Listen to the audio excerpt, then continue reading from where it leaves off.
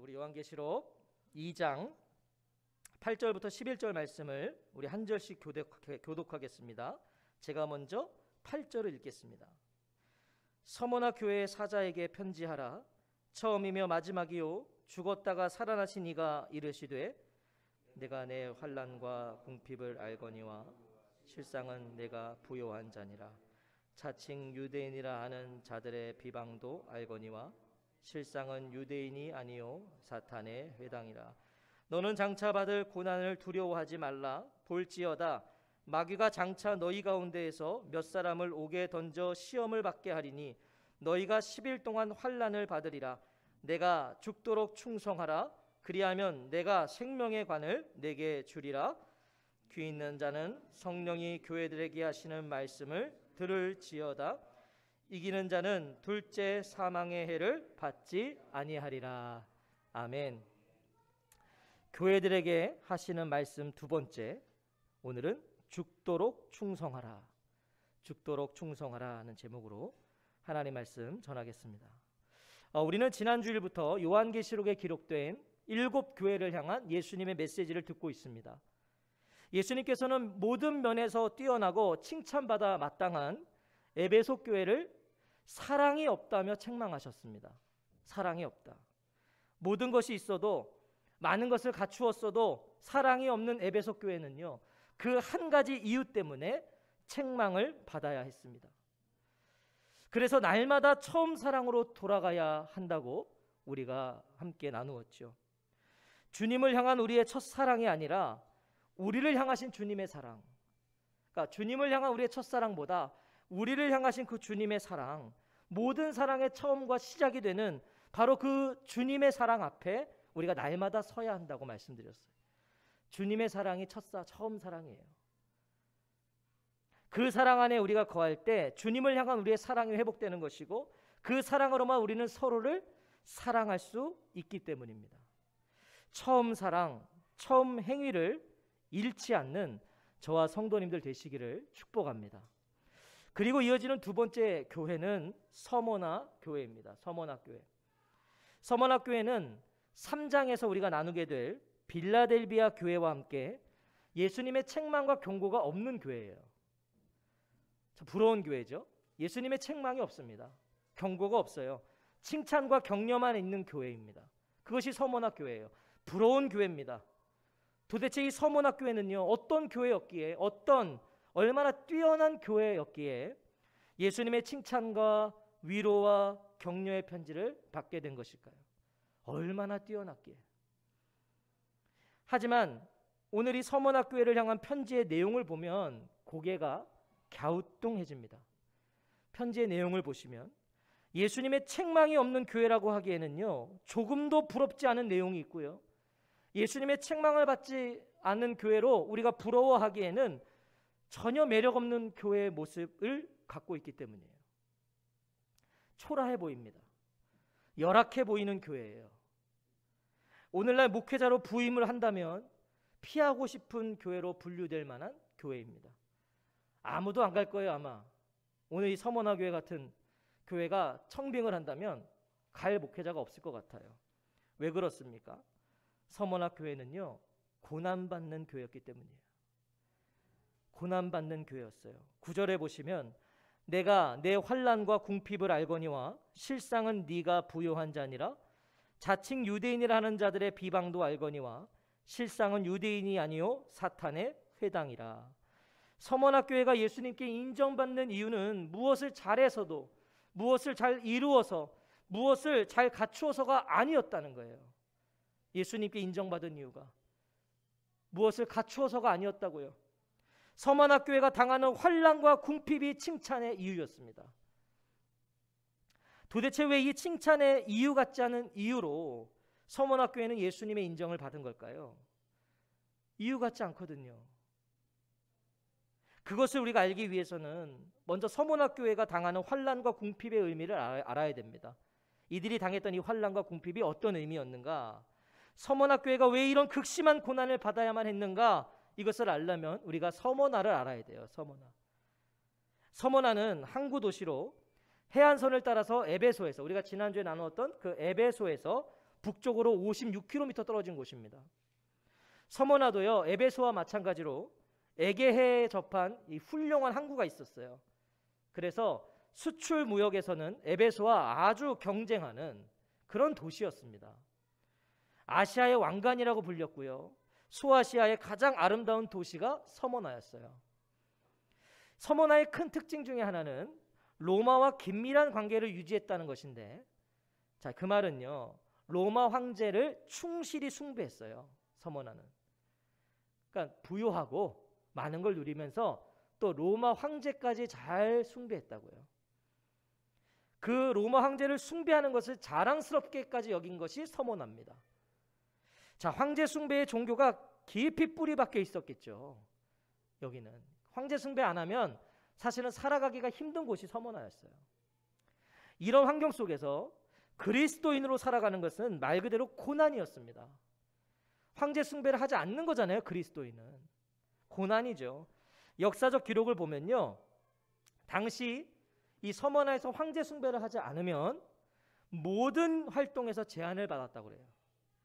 황제 숭배를 하지 않으면 다 제한을 받아요. 경제적, 정치적, 사회적, 종교적 모든 것에 제재가 가해졌다는 거예요. 그러니까 자연스럽게 따라오는 것은 뭐겠습니까? 환난과 궁핍입니다.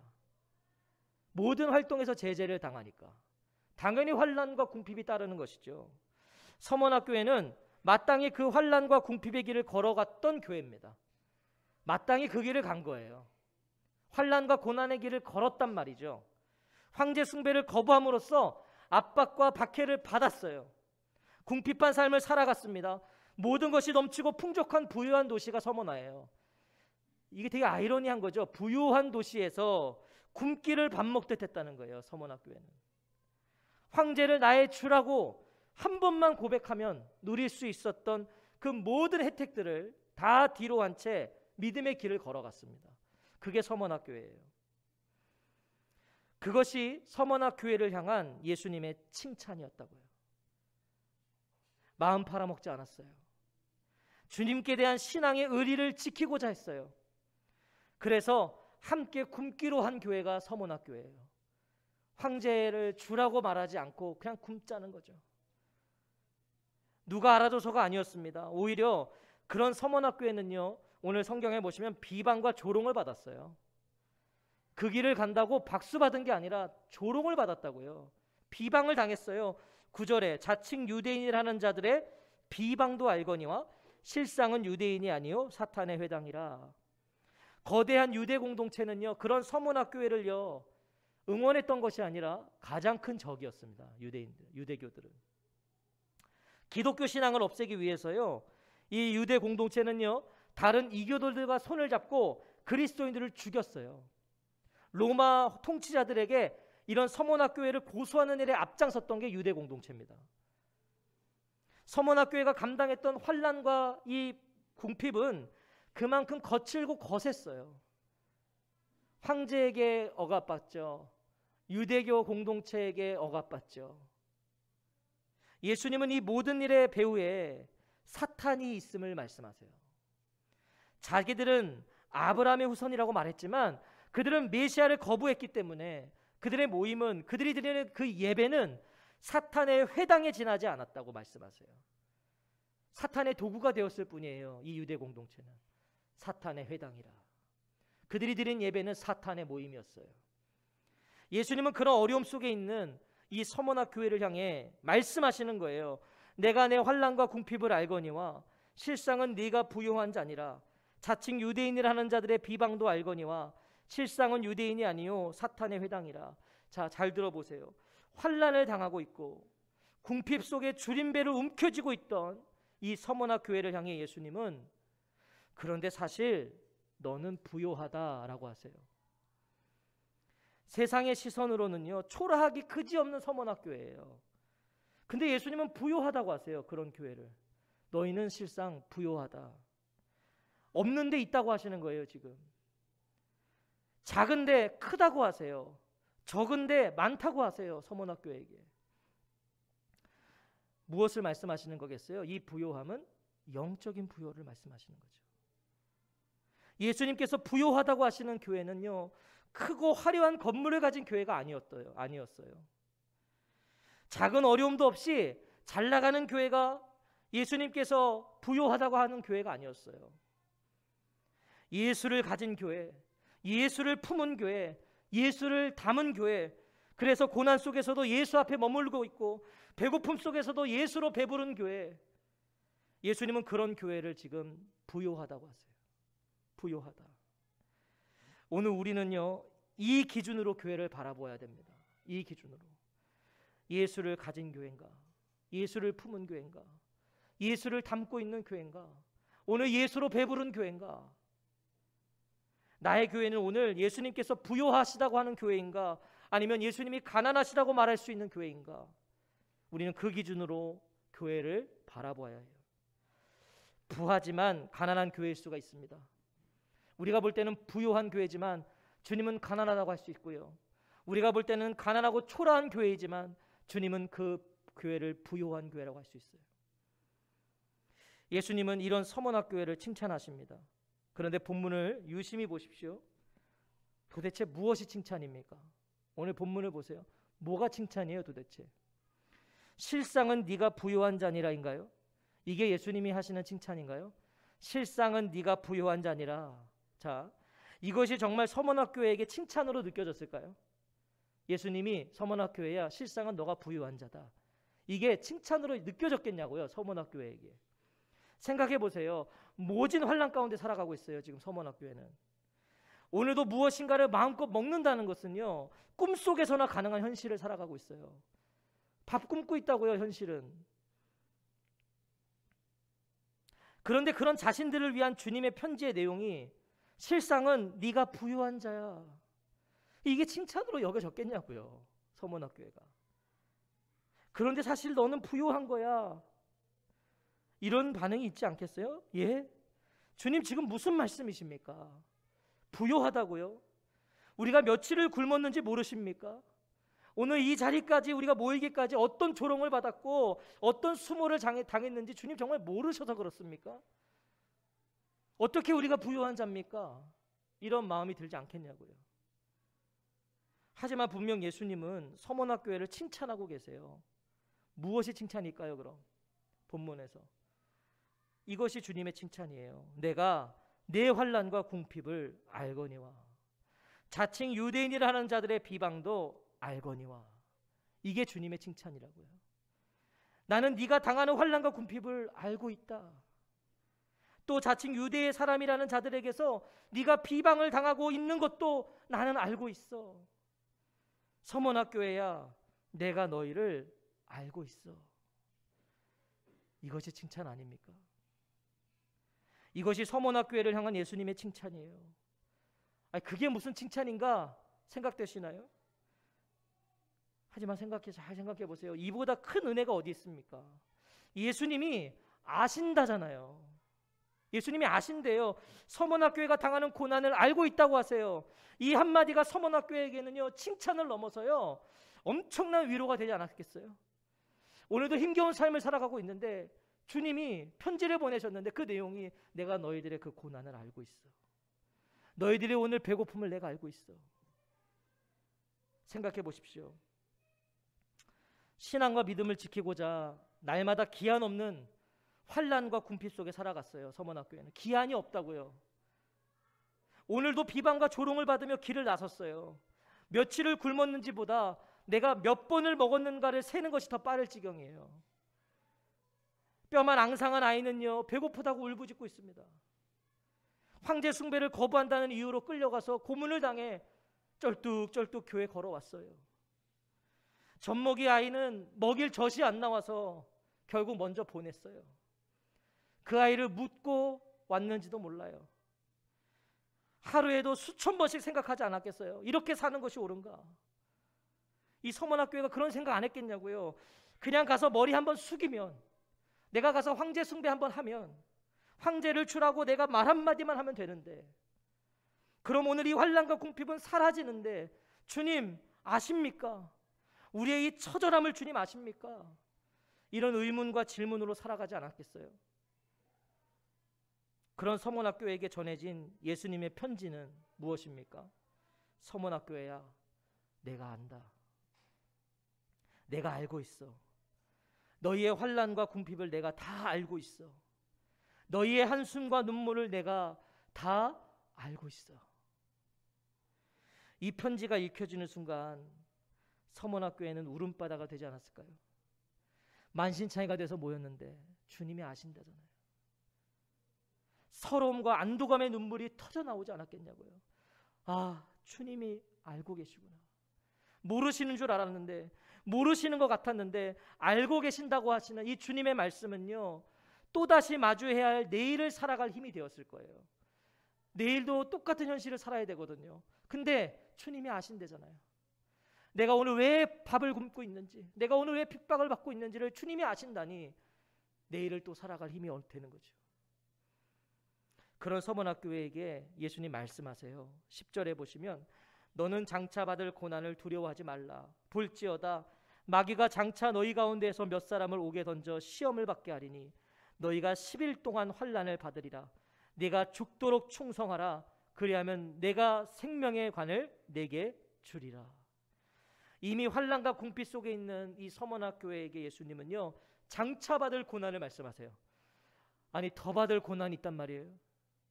지금도 환난과 궁핍 속에 허우적거리는데 장차 받을 고난을 말씀하세요. 무슨 말씀이죠? 더 많은 고난이 올 거라는 거예요. 더 많은 고난이 올 것이다. 마귀가 너희를 시험에서 넘어뜨리려고 너희 가운데서 몇 사람을 감옥에다 집어 넣으려고 할 것이다. 서문학교의 전의를 상실시킬 만한 주요 인물들이 끌려갈 거라는 거예요. 교회 지도자들이 끌려갈 거예요. 그리고 죽임을 당하게 될 거라고 예수님 말씀하세요. 환난이 더 몰아칠 거야. 하지만 두려워하지 마라. 이제 곧 일어날 일들입니다. 이것은 예수님이 가정을 하신 게 아니라 실제 상황이에요. 일어날 거예요. 그런데 두려워하지 말라고 그러세요. 두려워하지 마.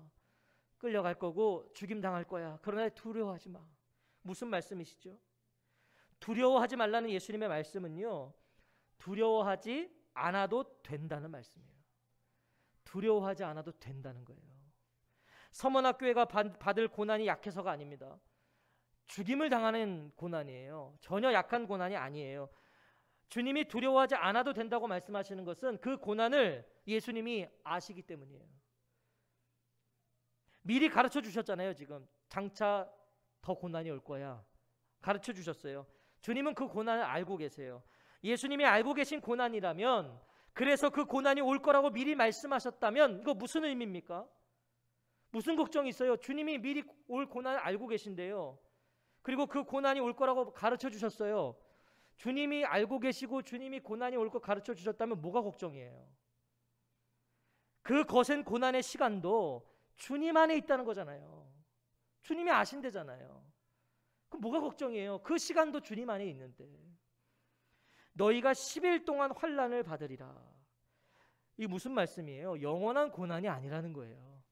거센 고난이 올 건데 그거 영원한 고난 아니야. 제한된 시간의 고난이야. 끝이 있다는 거예요. 끝이 있다면, 마지막이 있다면 해볼 만한 싸움 아닙니까?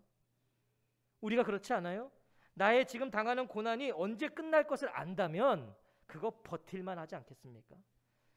내가 이거 3일만 버티면 이 고난이 끝난다는 걸 알면 그거 버틸만 하죠. 싸워볼만 합니다. 못 버틸 것이 뭐가 있어요? 끝이 있는데요. 마지막이 있는데 그거 못 버틸 게 뭐가 있어요?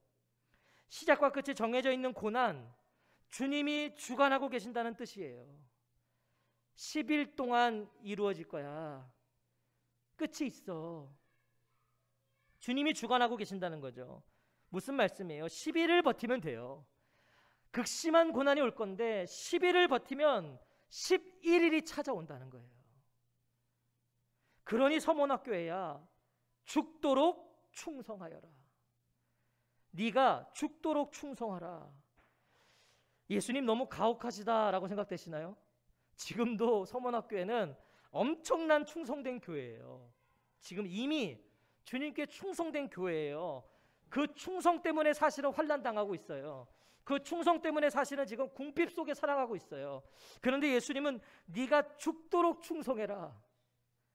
이 말씀은요, 열심히 달리는 말에게 더 열심히 달리라고 채찍을 다 가하는 것 같고, 열심히 일하고 있는 소에게 더 열심히 일하라고 말하는 것 같아요.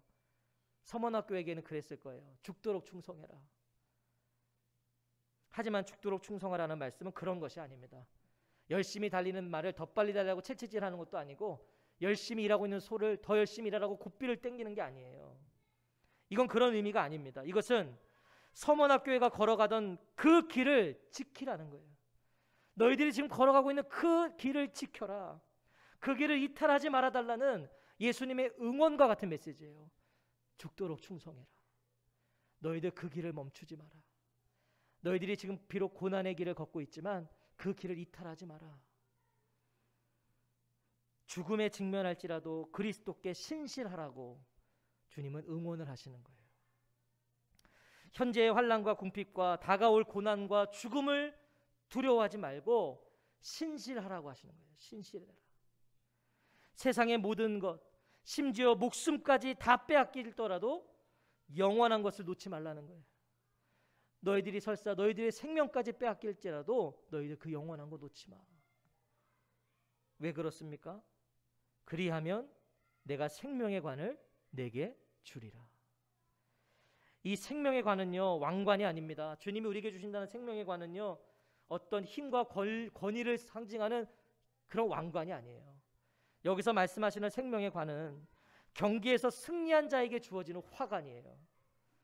주님이 허락하신 경주를 신실하게 완주하는 자에게 주어지는 생명으로 구성된 면류관, 생명 그 자체인 면류관, 영생의 관을 약속하세요. 신실해, 그럼 영생의 관을 줄 거야. 영생, 이보다 큰 복이 어디 있습니까? 영생보다 큰 복이 어디 있어요? 환난과 궁핍과 죽음의 고난 속에서 그 속에 있었던 서머나교회에게 이보다 큰 상급은 없어요. 영생이요. 당장 환난과 고난이 없는 것이 복이 아닙니다. 배부른 것이 복이 아니에요. 이 땅의 모든 아픔과 상처와 고난과 고통이 단번에 보상될 영생, 이보다 큰 복은 없습니다. 영생보다 큰 복이 어디 있어요? 서머나교회는 고난받는 교회가 아니라요, 사실은 죽음조차 막을 수 없던 교회였어요. 저는 서머나교회가 그래서 부러운 거예요. 죽음조차도 막을 수 없는 교회였다고요. 죽음조차도 그들의 그 신실함의 길을 멈추게 하지 못했다고요. 그들은 그냥 밥을 굶었어요. 황제에게 머리 조아려 내 배가 채워진다면 그냥 굶기로 한 거예요. 황제에게 머리 조아려 내 직장이 잘 나갈 수 있고 내 사업이 잘 될 수 있다면 그냥 마땅히 그 길을 가지 않겠다고 한 교회가 서머나교회였어요. 죽음조차 막을 수 없는 교회죠. 귀 있는 자는 성령이 교회들에게 하시는 말씀을 들을지어다. 이기는 자는 둘째 사망의 해를 받지 아니하리라. 이것이 서머나교회가 받은 보장입니다. 서머나교회는 굉장한 보장을 받아요, 예수님께. 그리고 오늘 동일한 교회로 부름받은 성도들에게 주어지는 보장입니다. 이 말씀은 첫 번째 죽음은 우리 모두가 당하게 될 육체적 죽음이에요. 우린 다 죽게 됩니다. 육체적 죽음은 다 우리에게 옵니다. 하지만 두 번째 죽음은 영원한 죽음이에요. 이기는 자는 둘째 사망의 해를 받지 아니하리라. 자, 그럼 누가 이기는 자입니까? 끝까지 그리스도 안에 있는 자예요. 그가 이기는 자예요. 그리스도 안에 있는 자, 끝까지 신실하게 그 안에 머물러 있는 사람. 비록 환난과 궁핍과 고난의 여정을 내가 걸을지라도 주님께 대한 신실한 믿음을 지키며 나에게 주어진 길을 완주하는 자, 그가 이기는 자예요. 그가 이기는 자예요. 하나님 나라는요, 1등이 이기는 거 아닙니다. 착각하면 안 됩니다. 우리가 하나님 나라는 1등이 이기는 자가 아니에요. 하나님 나라는요, 크고 높고 많고로 이기는 거 아닙니다. 하나님 나라는 신실함으로 이기는 거예요. 신실함. 묵묵히 하나님께서 허락하신 여정을 완주하는 사람, 그 사람이 이기는 사람이에요. 서머나교회는요, 분명 고난받는 교회입니다. 힘겨운 교회입니다. 사는 것이 만만치 않은 교회입니다. 분위기가 어두워요. 무거운 교회예요. 환난과 궁핍이 있으니까요. 하지만 그 안에는 찬란히 빛나고 있는 것이 있어요. 무엇이에요? 신실함. 그게 빛나고 있었어요. 서문학교에는. 서문학교에는 주님께 대한 신실함이 빛나고 있는 교회였어요. 그들이 당한 고난이 그걸 더욱 빛나게 했어요. 여러분, 고난은 나쁜 것이 아니에요. 고난은요, 우리의 신실함을 빛나게 할 수 있어요. 고난 속에서 신실함은 더 빛을 드러낼 수 있는 거예요. 서문학교에는 어떻게 그런 길을 걸어갈 수 있었을까요? 똑같은 우리가 인간인데 그 교회는 어떻게 해서 그 길을 걸어갈 수 있었냐고요. 어떻게 이토록 처절한 여정을요 묵묵히 걸어갈 수 있었을까요? 서문학교에. 이유를 아무리 생각해봐도 이유는 하나예요. 예수님 때문이에요. 예수님. 8절이 그들이 걸을 수 있었던 이유예요. 오늘 본문 8절이. 서문학교의 사자에게 편지하라. 처음이며 마지막이요 죽었다가 살아나신 이가 이르시되. 이게 서문학교회가 묵묵히 그 길을 걸어갈 수 있었던 이유라고요. 처음이며 마지막이시고 죽으셨다가 살아나신 예수님 때문에 서문학교회는 그 험난한 길을 걸었습니다. 시작과 끝을 아시기에, 죽음에서 부활하셔서 영생을 허락하시기에, 지금의 나의 형편을 알고 있다고 하시기에 그 힘겨운 여정을 서문학교회는 걸어간 거예요. 아신다니까. 내 오늘 배고픔을 아신다니까. 내가 오늘 왜 밥 굶고 있음을 안다고 하시니까 걸어갔던 것이죠. 서문학교회야 두렵지, 힘들지, 신앙과 믿음을 지키는 그 길이 너무나 어렵지, 내가 알고 있어. 내가 너의 중심을 알고 있어. 너희의 그 신실함을 내가 알고 있어. 부탁한다. 그 길을 걸어다오. 그 길을 완주해다오. 너희 인생의 시작이 나에게 있어. 그 말은 너의 마지막도 나에게 있다는 거야. 그 신실함을 살아다오. 이것이 오늘 본문에 담긴 주님의 메시지예요. 다 아신다는 거예요. 오늘 죽을 것 같아도 주님이 아신대요. 그 믿음을 변치 말아달래요. 그 길을 묵묵히 걸어달래요. 완주해달라는 거예요. 주님은 우리에게 1등으로 돌아오라고 하지 않으세요. 완주해. 너의 그 레이스를 결코 포기하지 말고 걸어와라. 신실하게. 사랑하는 성도 여러분, 예수님 말씀하십니다. 귀 있는 자는 성령이 교회들에게 하시는 말씀을 들을지어다. 예수님 우리에게 죽도록 충성하라고 그러세요. 죽도록 봉사해라, 죽도록 헌신하라는 말이 아닙니다. 오늘 그런 말 아니에요. 교회에서 죽도록 봉사해라, 죽도록 헌신해라, 그런 말 아니에요. 오늘 이 죽도록 충성하라는 말씀은 예수님께 신실하라는 거예요. 예수님께 주어진 삶의 자리에서 신실하게 믿음을 지키라는 거예요. 고난 속에서도, 고난 중에도 신실하라고 그러세요. 힘들면 힘들수록 더 신실해라. 우리의 눈물과 한숨을 알고 있다고 하세요. 마땅히 걸어야 할 그 길을 걸으라고 하세요. 교회는 주님께 신실할 때 교회다워집니다. 교회는 주님께 신실해야 교회다워진다고요. 목사가 주님께 신실해야 목사다워지는 거예요. 예수님이 알고 계신 우리의 여정이에요. 주님 알고 계신데요. 비록 내 삶이 때로는 남루하고 비천하고 뭐 하나 자랑할 거 없을지라도 주님이 아신대요. 너의 그런 걸음도 내가 알고 있다는 거예요. 주님이 우리의 역사를 주관하고 계세요. 주님이 우리를 교회로 부르셨어요. 교회로. 특별히 삶이 되는 교회로 우리를 부르셨어요. 교회 주인은 제가 너무 목사도 아니고 성도도 아니에요. 교회의 주인은 예수님이세요. 그분께 신실하십시오. 목사에게, 사람에게 신실하지 말고 주님께 신실하세요. 주어진 자리에서 신실하게 주님을 향해 걸어가세요.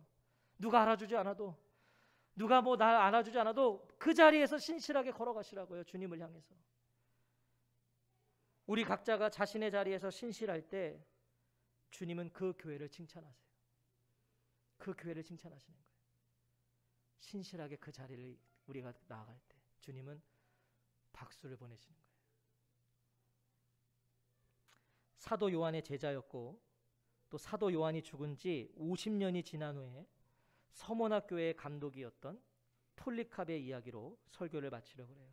그러니까 이 폴리캅은, 이 이야기는 굉장히 오늘 의미가 있죠. 이 서문학교회의 감독이었어요.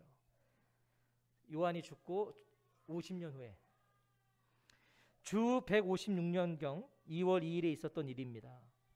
성도들의 간청으로, 그러니까 이때에도 황제 숭배가 팽배했기 때문에 고난이 있었던 거죠. 성도들의 간청으로 시외에 피신해 있던 폴리캅은 결국 은신처가 발각되어 붙잡히게 됩니다. 이때 자신을 붙잡기 위해 은신처로 들이닥친 사람들에게 폴리캅은 음식과 물을 대접했대요.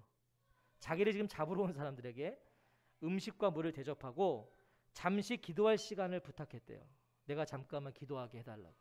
그리고 2시간 동안 기도를 했다고 합니다. 자, 그리고 기도가 마친 후에 함께 이제 시내로 돌아오면서 그를 이송했던 장교가 이렇게 말합니다. 황제에게 제사를 지내서 나쁠 것 없지 않소. 그러니까 폴리캅은 거부해요. 도착한 후에 자신 앞에 선 이 폴리캅에게 총독, 로마의 총독이 말합니다. 목숨이 아깝지도 않은가? 황제의 이름으로 맹세해라. 그럼 내가 너를 풀어주겠다. 그리스도를 욕해라. 한 번만 욕하라는 거예요. 그럼 풀어주겠대요. 그때 폴리캅은 이렇게 대답합니다. 내가 지난 86년 동안 그분을 섬겼거늘 그분은 내게 잘못하신 일이 하나도 없소. 그런데 내가 어찌 나를 구원하신 나의 왕을 모독할 수 있단 말이오. 총독이 다시 한번 말합니다. 어서 황제의 이름으로 맹세해라. 내게는 사나운 맹수들이 있다. 네가 마음을 바꾸지 않으면 맹수들 앞에 던져버리겠다. 폴리캅은요 기다렸다는 듯이 말했어요. 맹수들을 부르시오. 죽겠다는 거죠 그냥. 총독은 말합니다. 네가 맹수들을 얕보니 그럼 불로 죽여주겠다. 빨리 황제의 이름으로 맹세해라. 자신을 위해 준비된 화형대를 바라보며 폴리캅은 이렇게 말합니다. 당신은 1시간짜리 불로 나를 위협하지만 당신은 악인을 위해 준비한 영원한 불에 들어갈 텐데 그것을 어떻게 하려고 하는가? 속히 작정한 일을 행하라. 왜 망설이는가? 불 지르라는 거예요. 결국 폴리캅은 화형대 앞에 서게 되고 이렇게 기도했다고 합니다. 오 전능하신 주 하나님, 사랑하는 아들 예수 그리스도의 아버지여, 저희는 예수님을 통해 아버지를 알게 되었습니다. 오늘 이 시간 저를 그리스도의 잔해에 동참하기에 합당한 자로 여기셔서 순교자들의 대열에 두시니 감사합니다. 이 기도를 드리고 폴리캅은 화염 속에 갇히게 되는 거죠. 그렇게 장작더미에 불이 붙었는데요, 바람이 불어서 이 폴리캅에게 불길이 닿지 않았대요. 그래서 저는 참 이 부분도 참 신기한 것 같아요. 불이 안 붙은 거예요. 바람이 불어서. 그러니까 고통이 연장되는 거죠, 폴리캅이. 그래서 그때 한 병사가 칼로 폴리캅을 찔러서 죽여줬다 그래요. 오늘 대한민국에 살고 있는 우리에게 이와 같은 순교의 현실은 없어요. 그렇잖아요. 우리가 예수 믿는다고 죽지 않아요. 이런 순교 현실은 없어요. 하지만 순교적 신앙과 믿음은 여전히 요구되고 있어요. 주님이 그 요구하시고 계신 거예요. 죽도록 충성하라. 부르심에 신실하십시오. 예수님을 통해 주어진 믿음에 신실하십시오. 그게 어떻게 주어진 믿음인데? 신실하십시오. 각자에게 주어진 자리에서 신실하십시오. 주어진 그 인생에서 신실하십시오. 우리에게 주어진 이 인생이 어떤 인생인데? 신실하십시오. 그리하면 내가 생명의 관을 내게 주리라. 신실함으로 주어진 믿음의 경주를 완주하는 저와 성도님들 되시기를, 그런 우리 삶이 되는 교회가 되기를 처음이며 마지막이요 죽었다가 살아나신 우리 구주 예수 그리스도의 이름으로 축원합니다. 신실하십시오. 그것이 우리가 해야 될 일입니다. 우리 교회가 해야 될 일이 있다면 한 가지, 신실한 거예요. 주님 앞에 신실한 거예요. 마음 팔아먹지 말고, 처음에 가졌던 그 마음 팔아먹지 말고 하나님 사랑, 이웃 사랑을 실천하는 그 일에 신실하고, 주어진 믿음을 신실히 지키고자 각자가 노력하고, 주어진 자리에 누가 알아주지 않아도 그 앞에서 주님이 알고 계시니 내가 신실하겠습니다. 힘들고 어려울 때마다 기억하세요. 주님 알고 계신대요. 주님이 알고 계신다는 것만큼 큰 힘과 위로는 없어요. 오늘 내가 죽을 것 같은데, 그래서 아무도 나를 몰라주는데 내가 알고 있다는 거예요. 주님이. 그 믿음으로 신실하게 승리하시기를 다시 한번 주의 이름으로 축원합니다. 아멘. 기도하겠습니다.